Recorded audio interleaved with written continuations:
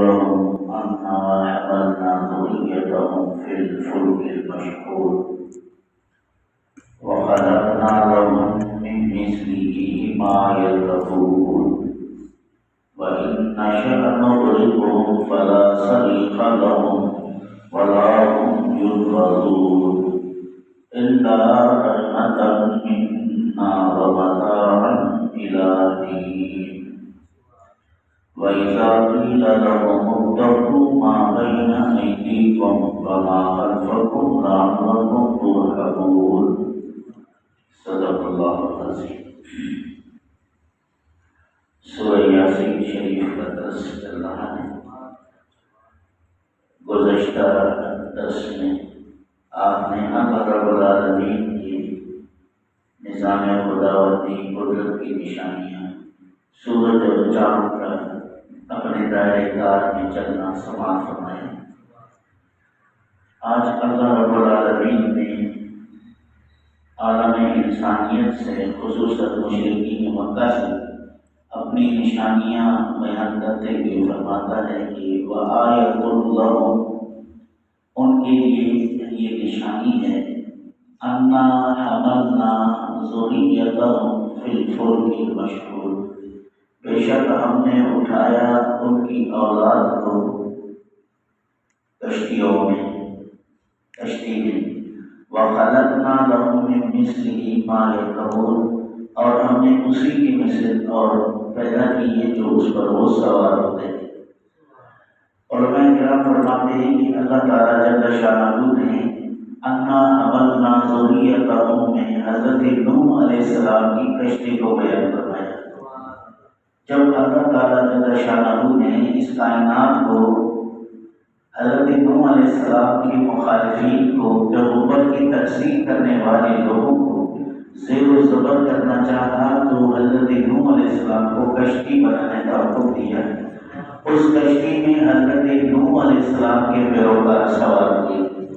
حضرت نوح علیہ السلام کے پیروکاروں کی پیٹھ میں ان تمام کی روح کو رب الجلال نے محفوظ رکھا۔ یعنی اللہ ارشاد فرماتا ہے کہ اگر تمہارے آباء و اجداد کو ہم اس وقت نجات نہ دیتے جن کی پیٹھوں میں تمہاری روحیں تھیں تو تم دنیا میں نہ آتے۔ ہم نے تمہارے آباء و اجداد کو محفوظ رکھا، ان کی پیٹھوں میں تمہارے روحوں کو ہم نے جگہ دی اور تمہیں سلامتی کے ساتھ کنارے لگایا۔ اور فرمایا وَإِن نَشَأْ نُغْرِقْهُمْ فَلَا صَرِيخَ لَهُمْ وَلَا هُمْ يُنقَذُونَ، اور اگر ہم چاہتے تو ان کو غرق کرتے، ہم چاہتے تو ان کو غرق کرتے، فَلَا صَرِيخَ لَهُمْ، نہ ان کا کوئی فریاد سننے والا ہوتا، نہ ان کے لیے کوئی مددگار آتا، وَلَا هُمْ يُنقَذُونَ، اور نہ کوئی انہیں بچا پاتا۔ یعنی اللہ جس کو ہلاک کرنا چاہیے خدا کے مقابلے میں کوئی بچانے والا نہیں۔ اللہ رب العالمین کسی کو زیر و زبر کرنا چاہے اسے آباد رکھنے والا کوئی نہیں۔ تو یہاں اللہ رب العالمین نے ان کافروں کو یہ نصیحتاً ارشاد فرمایا کہ یہ سب کچھ جو ہے کیوں ہے، الا رحمتا منا ومتاعا الی حین، مگر یہ جو کچھ ہے ہماری رحمت سے ہے۔ یہ تم اپنے دنیا دولت سونا چاندی قوم قبیلہ اور سرداری اس کو اپنے لیے کچھ نہ سمجھو، الا رحمتا منا، اور یہ ہماری رحمت سے ہے، ومتاعا الی حین، اور ہمارا یہ نظام قدرت ہے کہ ہم تمہیں دنیا میں کچھ برتنے کے لیے موقع دیتے ہیں، کچھ وقت تمہارے پاس ہے کہ تم دنیا میں رہو،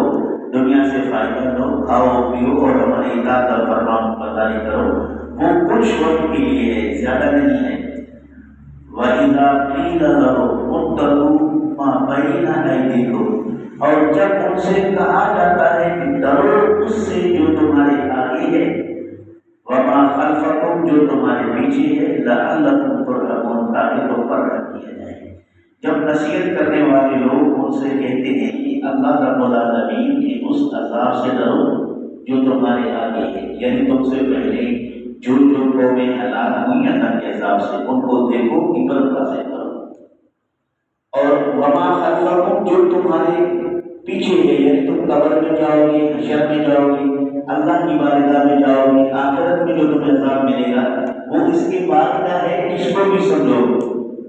لعلکم ترحمون، تاکہ تم پر رحم کیا جائے، تم اللہ سے ڈرو، آگے پیچھے عذاب سے ڈرو، تاکہ اللہ رب العالمین کی رحمت تم پر ہو۔ تو اللہ تعالیٰ جل شانہ نے ان کو نصیحت کی، یہ نصیحت عالم کائنات کے تمام انسانوں کے لیے جو قیامت تک ہوں گی ان سب کے لیے ہے۔ تو اس آیت کریمہ سے ثابت یہ ہوا کہ اللہ رب العالمین کی رحمتوں کو تسلیم کر کے اللہ کا شکر ادا کرنا چاہیے، اور ہر حال میں رب الجلال کی عبادت اور بندگی اور فرما برداری، اللہ کی برگزیدہ بندے پیغمبروں اور نبیوں کی تصدیق، تعظیم اور توقیر کرنا چاہیے، اور آگے پیچھے عذاب سے ڈرنا چاہیے۔ اپنے مال، دولت، عارضی عہدہ، قوت پر گھمنڈ میں آ کر ظلم، جبر اور برکت کے بازار کو گرم نہیں کرنا چاہیے۔ تو اللہ تعالیٰ جل شانہ عمل کی توفیق نصیب فرمائے۔ مزید آیات کا ذکر انشاءاللہ کرتے ہیں۔